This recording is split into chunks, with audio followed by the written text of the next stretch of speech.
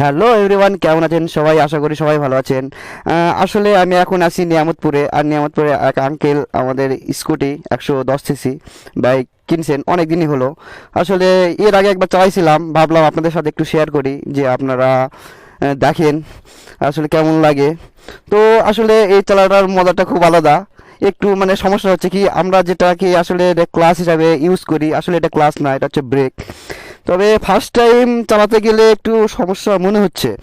তারপরে আস্তে আস্তে যদি আপনি চালান তাহলে তেমন কিছু মনে হয় না।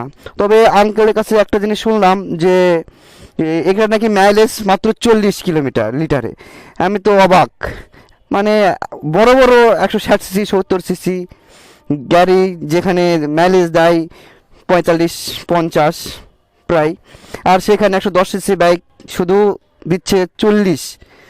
তো আমি আঙ্কেল কাছ থেকে চেয়ে নিলাম যে আসলে আপনাদের সাথে একটু শেয়ার করি। যাই হোক, আসলে আমার চালাতে খুব মজা লাগতেছে। আর প্রবলেম একটাই হচ্ছে, যে বললাম ব্রেকে, যে আসলে ক্লাস ধরে অভ্যেস আর ধরতেছি ব্রেক মনে করেন।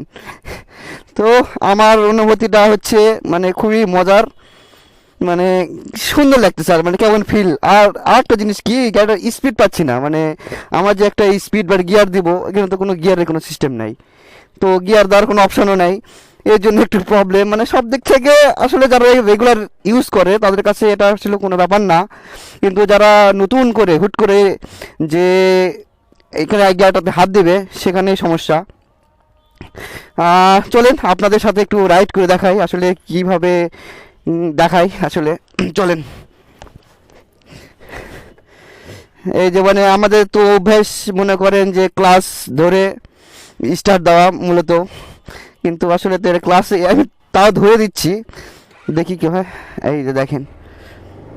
হ্যাঁ, আর সবচেয়ে বড় ব্যাপার হলো যে আহ, ও মানে সেই ফিলিংস কি বলবো।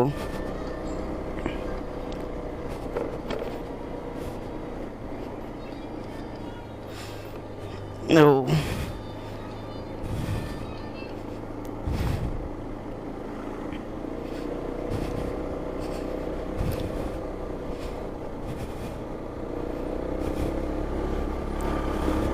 এই যে দেখেন আসলে স্পিডটা। ও, দুই হাতে ব্রেক। না, এই সময় আবার কে কল দেয়? হ্যালো, নিয়ামতপুর।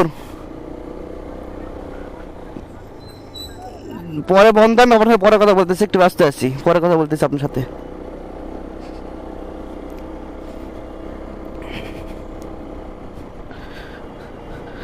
তো আসলে অনেক মজাই লাগতেছে। আপনারা যদি এরকম কোনো বাইক পান, অবশ্যই চালিয়ে দেখবেন, যে আসলে মজাটা একটু অন্যরকম।